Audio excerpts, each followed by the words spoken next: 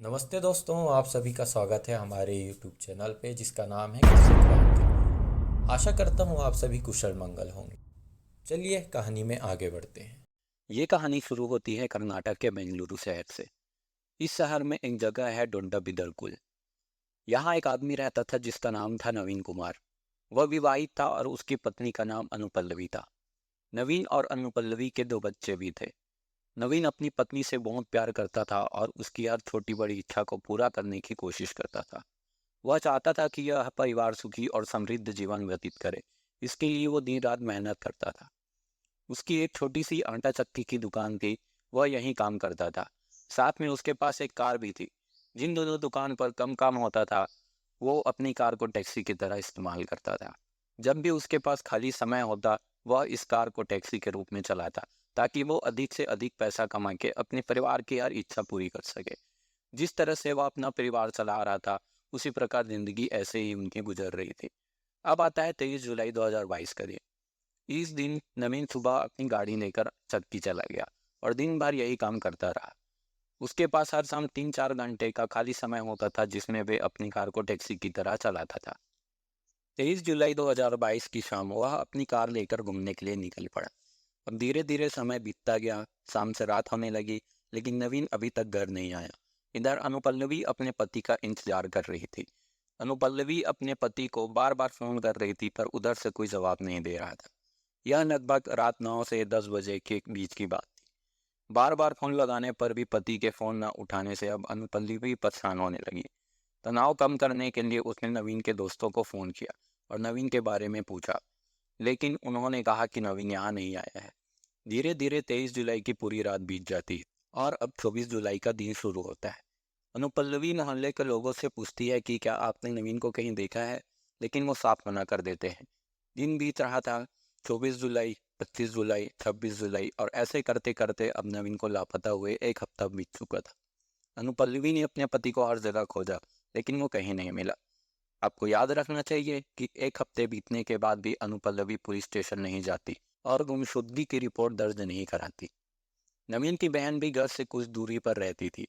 2-3 दिन में एक बार नवीन अपनी बहन से फोन पर जरूर बात करता था, लेकिन एक हफ्ता बीत गया और नवीन ने अपनी बहन को फोन नहीं किया था। इस बात से बहन चिंतित थी, इसलिए उसने अपने भाई को फोन करना शुरू किया, लेकिन वह फोन नहीं उठा रहा था। बहन की चिंता और भी ज्यादा बढ़ने लगी। बहन की चिंता बढ़ी तो 2 अगस्त को उसने अपनी भाभी अनुपल्लवी को फोन किया और पूछा कि उसका भाई है कहाँ और फोन क्यों नहीं उठा रहा। अनुपल्लवी उससे कह रही थी कि तुम्हारा भाई 23 जुलाई की शाम से घर नहीं लौटा। यह सुनकर बहन चौंक गई और तुरंत अपने भाई के घर आ जाती है और भाभी से भाई के बारे में पूछती है। भाभी यानी अनुपल्लवी कहती है कि मैंने उसे हर जगह ढूंढा, कॉल किया, आसपास के लोगों से भी पूछा, परिचितों से भी पूछा, नवीन के दोस्तों से भी पूछा, लेकिन उनका कुछ पता नहीं चला। बहन भाभी से पूछती है, तुमने भाई की गुमशुदगी की शिकायत दर्ज कराई थी? उसने कहा नहीं, अभी नहीं। मुझे लगता है कि वह कहीं गया है और कुछ दिनों में वापस आ सकता है, इसलिए मैंने पुलिस से शिकायत नहीं की। बहन को भाभी की यह बात सुनकर बड़ा अजीब लगा, इसलिए उसने तुरंत 2 अगस्त को ही पिन्या थाने जाकर भाई की गुमशुदगी की रिपोर्ट दर्ज कराई। पुलिस अनुपल्लवी और नवीन की बहन से नवीन के बारे में सारी जानकारी लेती है, जैसे कि उसका चेहरा क्या था, उसने उस दिन क्या पहना था, उसके बॉडी स्ट्रक्चर क्या थी। साथ ही पुलिस नवीन की फोटो भी मांगती है। अब पुलिस भी नवीन की तलाश में लग जाती है। आसपास के सभी थानों में नवीन की सूचना प्रसारित कर दी जाती है। काफी मेहनत मशक्कत करने के बाद भी नवीन नहीं मिलता। 2 अगस्त को बहन ने रिपोर्ट लिखाई थी और 4 दिन बीत जाने के बाद अब 6 अगस्त आती है, लेकिन नवीन का कुछ पता नहीं चलता। अचानक 6 अगस्त की शाम नवीन अपने घर के दरवाजे पर आकर खड़ा हो गया। घर में रिश्तेदार आए थे, कुछ मोहल्ले के लोग भी मौजूद थे। सबने नवीन को दरवाजे पर खड़ा देखा। 12 दिन तक लापता रहने के बाद नवीन अपने घर आया था। घर आते ही सभी बेहद खुश थे। नवीन को जिंदा देखकर नवीन की पत्नी अनुपल्लवी चौंक गई। हो सकता है उसने अपने मन में मान लिया था वो कि उसका पति मर गया है, लेकिन नवीन अचानक घर आया और यह देखकर वहाँ चौंक गई। नवीन के घर वापस आने पर सभी खुशी खुशी मिलने लगे। फिर एक रिश्तेदार ने कहा कि पुलिस में गुमशुदगी दर्ज कराई गई थी, सबसे पहले पुलिस को सूचित किया जाना चाहिए कि नवीन मिल गया है। रिश्तेदार की यह बात सुनकर किसी ने पुलिस को फोन किया और बताया कि नवीन घर आ गया है। पुलिस भी नवीन से मिलने घर आती है। पुलिस घर आती है और नवीन से पूछती है, तुमने अपने परिवार को इतने दिन तक फ़ोन क्यों नहीं किया? 23 जुलाई को 12 दिन हो गए और इतने दिन तुम कहाँ थे? अब नवीन अपने साथ हुए इन 12 दिनों की कहानी बताता है कि उनके साथ किस तरह की घटनाएं घटी और उन्हें एक सच्चाई का सामना भी करना पड़ा। नवीन की पत्नी अनुपल्लवी का एक लड़के के साथ एक्स्ट्रा मैरिटल अफेयर था। उस लड़के का नाम था हिमवंत कुमार। नवीन अपने काम की वजह से हमेशा घर से बाहर रहता था। कभी आटा चक्की पर रहता था तो कभी अपनी कार टैक्सी की तरह चलाता था। इस बीच हिमवंत किसी काम से नवीन के घर आने लगा। हिमवंत अनुपल्लवी से मिलने लगा। धीरे धीरे दोनों को एक दूसरे से प्यार हो गया और वह हिमवंत कुमार से शादी करना चाहती थी। हिमवंत एक व्यापारी था और बहुत अमीर आदमी था। जब भी वह अनुपल्लवी से मिलता तो वह उसके और उसकी माँ लता के लिए कुछ न कुछ उपहार जरूर सांझता था। इधर नवीन अपनी पत्नी से बहुत प्यार करता था। वह तलाक के बारे में सोच भी नहीं सकता था। इसलिए हिमवंत और अनुपल्लवी ने नवीन को रास्ते से हटाने के लिए प्लान बनाया। उन्होंने सोचा कि बिना नवीन के रास्ते से हटे ये दोनों कभी एक नहीं हो सकते। अनुपल्लवी उसे मारने की योजना बनाने लगी। हिमवंत पूछता है कि क्या करना है। वह कहती है कि मेरे पति को रास्ते से हटाना बेहतर होगा। अगर हम उसे मार देंगे तो हमारा जीवन खुशियों से भर जाएगा। उन्होंने तय किया कि वे नवीन को मार देंगे, लेकिन सबसे बड़ा सवाल यह था कि वो दोनों नवीन को मारेंगे कैसे, क्योंकि न तो ये लोग आतंकवादी थे, न ही इनका कोई आपराधिक रिकॉर्ड था।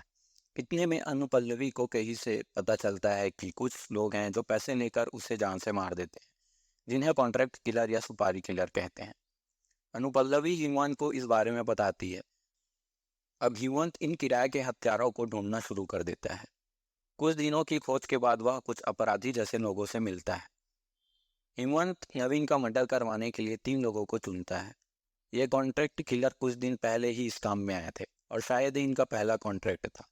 इन तीनों के नाम थे हरीश, नागराजू और मुगले। अनुपल्लवी की ओर से हिमवंत उन्हें पूरी बातें बताते हैं कि हत्या कैसे की जाती है। सबसे बड़ा काम था कि हत्या के बाद नवीन के शव को किसी के हाथ में दे दिया जाए, लेकिन दोनों ने यह भी मांग की कि हत्या के बाद पुष्टि के लिए नवीन के लाश की फोटो दोनों को भेजी जाए। अब ये तीनों हत्या के लिए तैयार थे। कुल 2 लाख रुपए में कॉन्ट्रैक्ट लॉक हो गया। 90,000 रुपए दोनों ने एडवांस में दे दिए और बाकी के 1,10,000 रुपए काम होने के बाद देने थे। अब ये तीनों नवीन की रेकी करने लगते हैं। अनुपल्लवी ने भी नवीन के बारे में सब कुछ बता दिया था।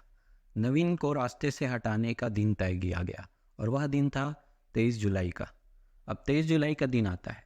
नवीन सुबह मिल में काम करता है, फिर शाम को वह लोगों को उनके मंजिल तक पहुंचाने के लिए यानी टैक्सी चलाने के लिए अपनी गाड़ी से निकलता है।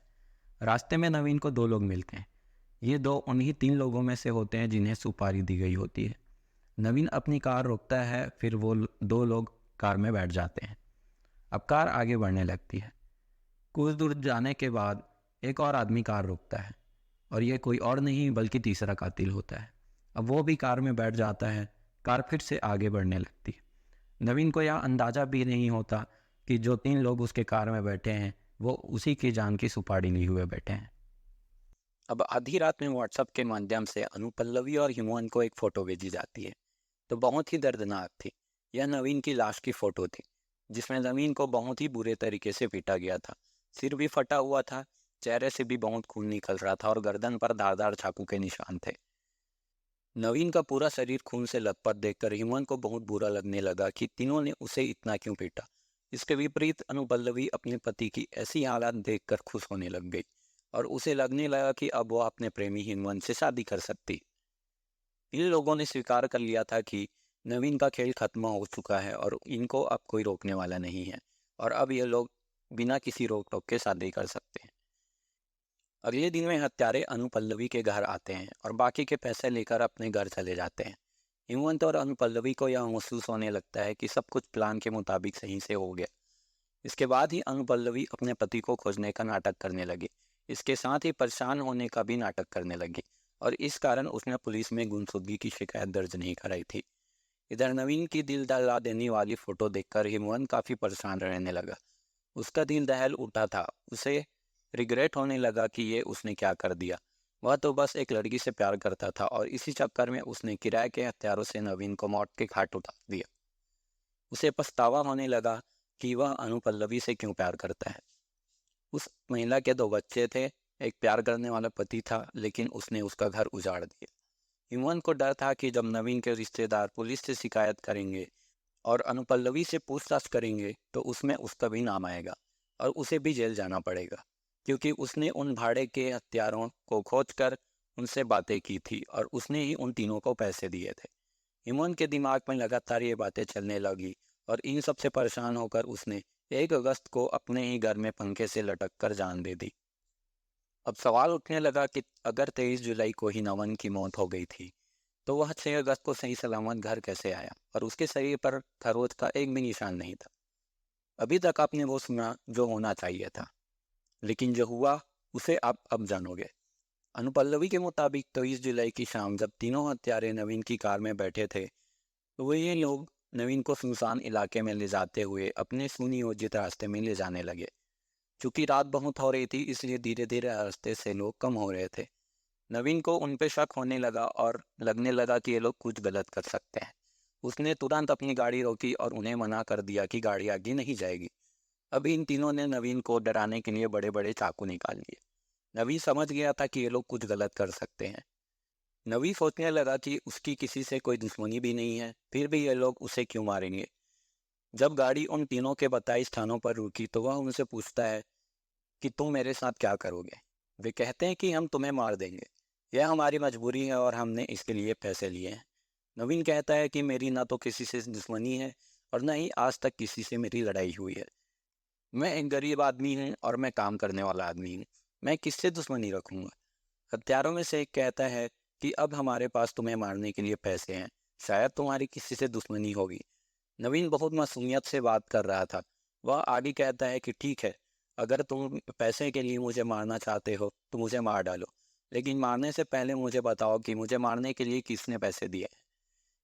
एक बार नाम जानने के बाद मैं शांति से मरने के लिए तैयार हूँ। नवीन की ऐसी मासूमियत से कातिलों का दिल पिघल रहा था।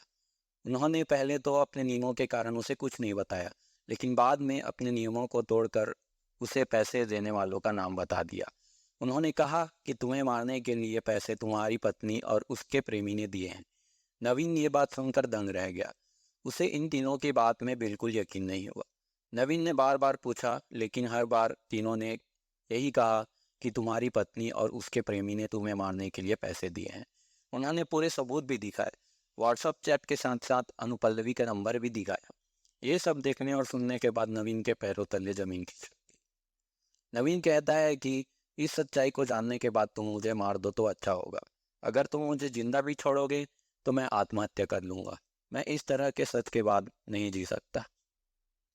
नवीन की यह बात सुनकर तीनों सुपारी किलर का दिमाग बदल जाता है। वे सोचते हैं कि वो नवीन को जिंदा छोड़ देंगे, लेकिन उन्होंने नवीन को मारने के लिए 2 लाख रुपए का ठेका ले रखा था। अगर काम नहीं हुआ तो उन्हें पैसा नहीं मिलेगा और जो 90,000 रुपये उन्हें एडवांस में मिले हैं उसे भी लौटाना पड़ेगा। अब तीनों सुपारी किलर सोच में पड़ जाते और बहुत सोचने के बाद एक योजना बनाते हैं। पहले वे नवीन के साथ जोरदार पार्टी करते हैं और नवीन को खूब शराब पिलाते हैं ताकि वह गहरी नींद में सो जाए। इसके बाद उन्होंने बहुत सारा टोमेटो केचप खरीदा और नवीन के शरीर पर उसी तरह केचप लगाने लगे जैसे खून निकलता है। उन्होंने केचप को इस तरह लगाया जो देखने से लगे कि खून बिल्कुल कटे फटे निशानों से निकल रहे हैं। अब उन्होंने नवीन के फ़ोन से ऐसा फिल्टर लगाकर फ़ोटो खींचा जो वाकई खून जैसा नज़र आ रहा था। उन्होंने फ़ोटो खींचा और अनुपल्लवी को भेज दी। इतना सब करने के बाद वे नवीन को छोड़कर वहाँ से चले गए। जब नवीन को होश आया तो उनके द्वारा भेजी गई फ़ोटो उसके मोबाइल में दिख रही थी। फ़ोटो कहाँ भेजी गई है इस बात का भी पता चल रहा था। यह अनुपल्लवी का नंबर था। इस सच्चाई के सामने आने के बाद नवीन को पता था कि उसका क्या होगा। यहाँ से बचकर वह घर नहीं गया और 12 दिनों तक इधर उधर भटकता रहा। नवीन को धीरे धीरे यह लगने लगा कि उसे सच्चाई का सामना करना चाहिए, क्योंकि कितना भी कोशिश करने के बावजूद वो सच्चाई से दूर नहीं भाग सकता। वो सोचने लगा कि वो अपनी पत्नी से बहुत प्यार करता है और वो उससे दूर नहीं रह सकता। यह सोचते सोचते नवीन 6 अगस्त की शाम को अपने घर चला जाता है। और यही वजह था कि क्यों अनुपल्लवी के होश उड़ गए थे जब उसने अपने पति को जिंदा देखा था। पुलिस ने नवीन की बताई पूरी कहानी सुनी। इसके बाद पुलिस ने तीनों सुपारी किलर को गिरफ्तार किया। पुलिस ने अनुपल्लवी को उसके पति को मारने की सुपारी देने के आरोप में गिरफ्तार किया। पुलिस ने जब आगे की जांच की तो पता चला कि अनुपल्लवी का साथ देने वाला एक और व्यक्ति था, और वह कोई और नहीं बल्कि उसकी माँ लता यानी नवीन की सास थी, जिसे भी पुलिस ने गिरफ्तार किया।